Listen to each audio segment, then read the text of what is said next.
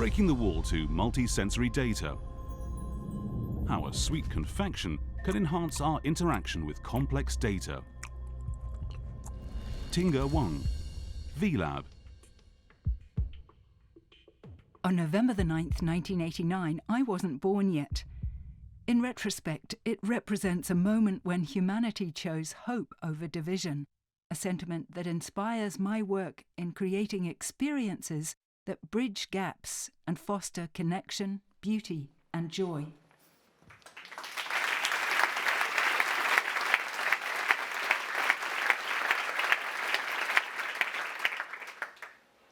Hi, everyone. Good afternoon. Today, I'm going to talk about breaking the wall of multisensory data. Imagine entering a coffee shop where each dessert's flavor and bitterness reveal its carbon footprint. A dessert's main ingredient, whether that's berries, citrus, or dark chocolate, defines its flavor, while a layer of coffee visually and tastefully communicates the environmental impact of that ingredient. The larger the footprint, the bolder the coffee taste. You can see and taste the impact directly. DataWagashi starts out by asking, how might we create tangible experiences around data by engaging senses beyond the visual? Today, the constant doom and gloom around climate change can make it feel overwhelming and disconnected from our daily lives. Many of us feel a little overstimulated, yet desensitized. The complexity of climate data, often presented through numbers, charts, and graphs, only adds to this detachment, making the information hard to relate to our senses and emotions. Data visualization is a powerful tool of communicating complex information, but it only relies on visuals to communicate insights, while as humans often understand the world around us through multiple senses. In finding a new and better way to raise awareness about these important issues like climate, and making data communication more intuitive and fun, my team and I turned to food, a medium everyone loves and can relate to make complex environmental data approachable, foster empathy, and empower people to make better choices. DataWagashi turns data into a multisensory experience by incorporating taste, smell, texture, and physical interaction into the vocabulary for how we understand and interact with data. Wagashi refers to traditional Japanese sweets. You've probably heard or have tried some of them before. Common types include things like mochi, they're soft rice cakes, taiyaki, they're fish-shaped ones with red bean paste, dango, they're skewer balls, and kingyokukan, water, sugar, and agar-based jellies, which is what we used for the most part in this project. A Wagashi design book from the Edo period of Japan reviews its minimalist and almost contemporary designs.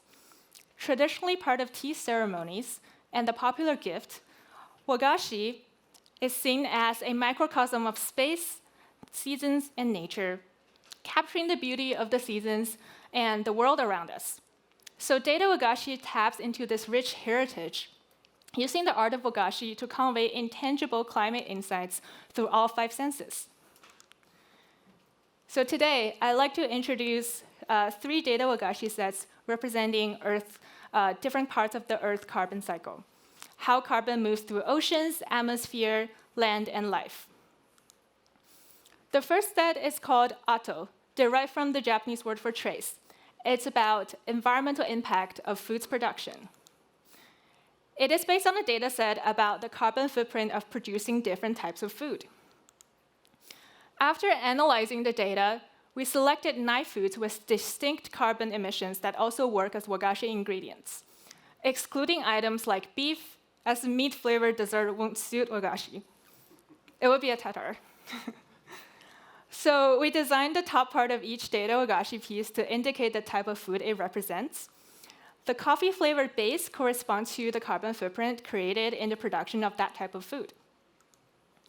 So how much carbon footprint does producing different food create? Using the design shown, we applied a logarithm to the carbon footprint data to better highlight the differences across the foods. This helped us determine the necessary amount of coffee, water, sugar, and agar for each base. The greater the carbon footprint, the more coffee in the base, the more bitter that piece tastes. Something interesting we noticed is that you can experience these DataWagashi in different ways. For example, they could be seen and experienced as carbon footprint representations through taste and texture, or it could simply be a new flavor adventure with milk, nuts, fruit, dark chocolate flavors, wagashis. This dataset also shows each food's water footprint, or water usage during the production. We paired wagashi with matcha, a tea ceremony staple, with a twist. The more water a food requires to produce, the less matcha you get. So for example, a tofu DataWagashi comes with little matcha, hinting that tofu production has already used a lot of water, and there's not much left for you to drink. In contrast, a dark chocolate DataWagashi with plenty of matcha suggests that its production required less water. Another part of the story is about where emissions mostly come from, stages like land use, farming, processing, transport, and packaging.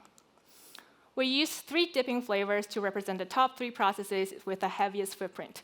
Yuzu syrup for food processing, raw honeycomb for farming, and earthy soybean powder for land use. Let's say you order a carbon footprint wagashi auto set with oat at a tea house. You get yuzu syrup dipping, as the biggest impact comes from the processing stage. Emissions are moderate, so there's a balanced coffee base, and water use is reasonable, leaving you a decent cup of matcha. With berries, you're served honey, as farming has the biggest impact. Emissions are lower than oat, so there's just a hint of coffee base. So you get this sweet berry flavor and a touch of lingering coffee taste. Water use is high, so you get just a bit of matcha to drink. So here's a catalog of coffee-infused DataWagashi, each with a matcha pairing and a dipping sauce, designed to let you see and taste the environmental impact of various foods. This next set is about Japanese volcanoes, and it's called Funka. This USGS dataset includes volcano characteristics like elevation, type, location, and the latest eruption intensity. What is the relationship between volcano features and the impact of their volcanic activities? Each piece in the Funka set has a core part inside that represents the volcano type, with the primitive shape reflecting the unique structure of that type of volcano. This set focuses on storytelling that begins with plate arrangement. We prep the ground to mark each volcano's location, and that symbolizes regional climates. Bean powder for humid Honshu, katakuliko for chilly Hokkaido, sweet potato for Izu's pink floral, and matcha powder for Kyushu's lush green. The volcanoes are arranged in a matrix by type in columns and elevation in rows. Inspired by spicy chocolate, we topped each piece with cayenne powder and gold dust to capture the eruption intensity. So the more the cayenne powder, the hotter the bite, the stronger the volcano's fury in nature. Picture a plate full of mini volcanoes, each one from a different part of Japan, displayed at your local sweet shop. You choose the one for Mount Fuji from Honshu, the tallest of them all. As you lift it, it carries along the layer of soybean powder underneath it. So once you put it in your mouth, you can taste it. As you take a bite, the spice hits you. It's like experiencing the volcano's fury firsthand. And that's what it feels like to eat a volcano. Our third set is about climate change. It's called Koi Umi, which stands for ice and the sea. How have ocean temperature, CO2 levels, and Arctic ice mass changed in flux over the last 60 years? We transformed the analysis result of this data into DataWagashi. Each piece contains a melon cube to evoke the feeling of sea ice. the cube's volume changes to reflect the amount of sea ice in the year that it represents. We adjusted the ratio of natural food coloring, such as red cabbage extract and turmeric, to create warm or cool shades reflecting ocean temperature. White sesame seeds and edible florals on the outer layer represent rising CO2 levels. Beyond decoration, they add a crunchy and rough texture and evoke the sense of chaos and noise that rising CO2 levels bring to our atmosphere. The 1980 DataWagashi has fewer sesame seeds and petals, keeping it clear and smooth for the lower CO2 levels back then. For 2020, there are more seeds and petals, making it cloudier and grainier, reflecting the rise in CO2 levels. Imagine selecting DataWagashi pieces for different years, showing a clear trend of rising temperatures, increasing CO2 levels, and diminishing ice mass since 1980. If you choose a piece from 2024, you get less honeydew than in 1980. Now, picture one from 2060. Will they mostly be sesame seeds? What will it feel and taste like? So the creation of every DataWagashi set begins with data research and analysis to identify critical topics and extract meaningful trends and insights, which then informs the data story design. We then take a deep dive into the materials and ingredients palettes, ensuring the choices aligns with the intended data representation and palatability of the pieces. Physical prototyping brings these designs to life, refining texture and consistency of the pieces and sets. Then we bring DataWagashi to different kinds of public platforms, since public engagement really enlivens and enriches the project.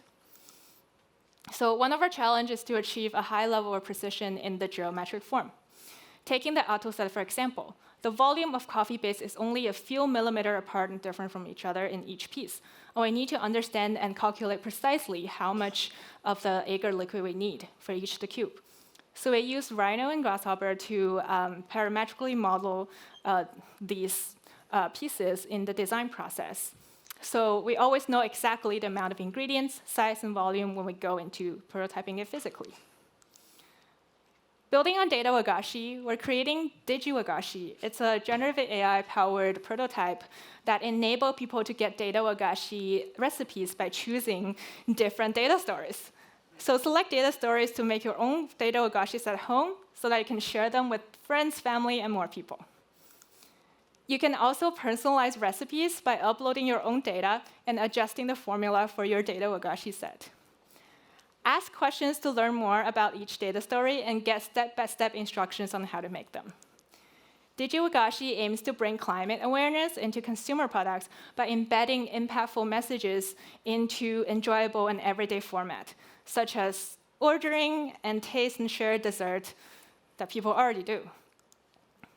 So yeah, in the course of this project, we learned a few things. Instead of just making a deck that tells people that there has been a 20 degrees temperature rise, and why not design a way for people to directly feel the difference? Imagine experiencing the wildfires, not through statistics, but by tasting the severity of flames through a spicy dish, or hearing the before and after of the shrinking forest, and touch the roughness of the scorched grass. During our live presentation and tasting event at Boston Design Week, we observed a lot of enthusiasm to photograph the Wagashi for sharing and social media posting. The spontaneous promotion from our attendees proves that the right medium can harness people's genuine interest and leverage its social media impact for better climate understanding and a greener future. By turning data into physical experiences, we can break down information barriers, making sure people with varying data capacity can understand the intricate concepts and be part of the conversations about climate change and environmental awareness.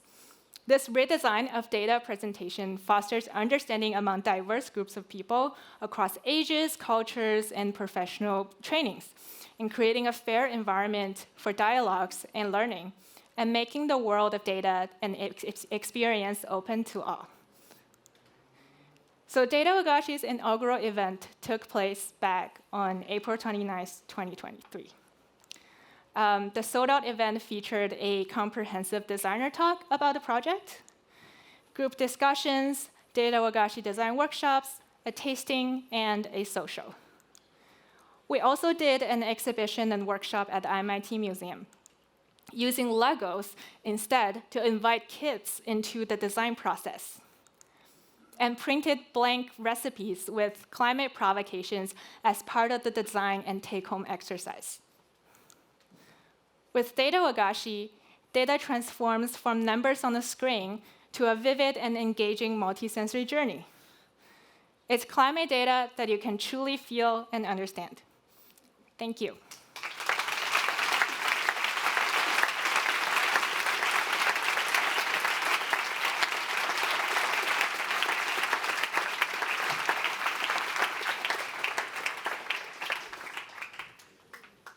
Thank you very much. I guess you inspired everyone in the room to enjoy this. Not just by seeing it, but by tasting it, by eating it, yes. And we have a surprise. Yes. We have a surprise. This is possible. This is possible.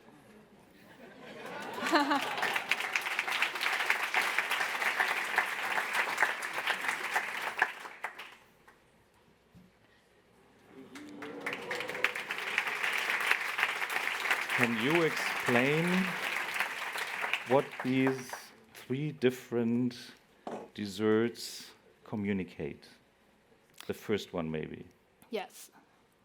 All right, so what we're seeing here on a plate, can I see it? All right, so this is an example from the auto set, the set about environmental impact of foods that I just presented, and then there are three types of food that we're showing here. So we have 3 of the same kind, so 9 total. So from the left to right, this one represents oat, and in the middle, this is tofu, and on the right here, this is citrus. So you can see that the food is being represented, also the flavors are being added to it. The third one looks a bit like Spätzle. Could you elaborate a bit on that one? Which one? This one. This is beautiful Spätzle, if you ask me. Have you ever heard of Spätzle? No? We'll change that. I should. I totally should. Now I know. It's something very special.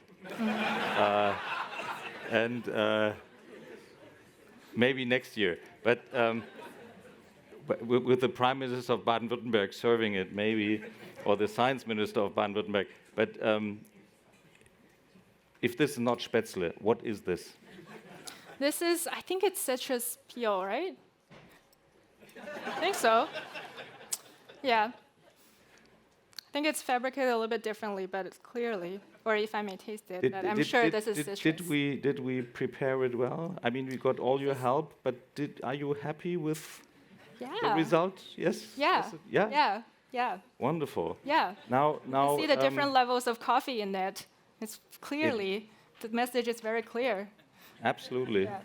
So you helped us to prepare this kind of dessert for each and every of you.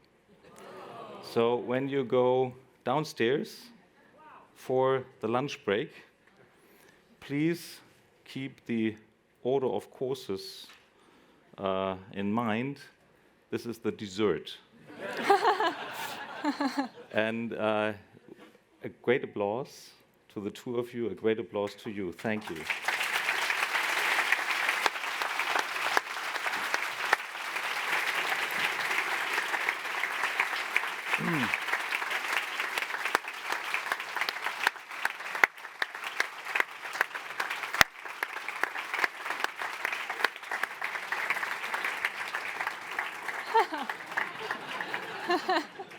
This is the quality check.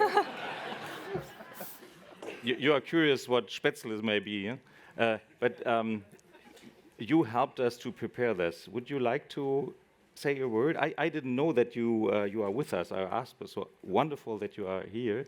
Please tell us, how did you prepare this with the colleagues in the kitchen?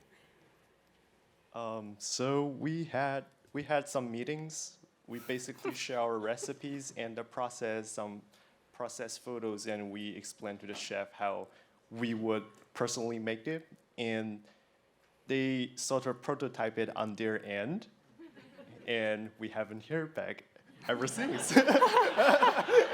So there is an experimental element to it. Of course. So yeah, I think we got pretty close, right? We got pretty close, yeah. I kind of want to lick it to to understand more. Yeah, about it. I know. I'll wait. Yeah. Like it passed the visual test, and now we're So, gonna have to taste it. We have the past science minister among us. Would you like to have the first? Yeah?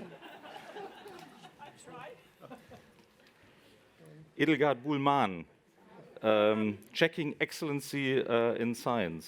Yes. Perfectly done.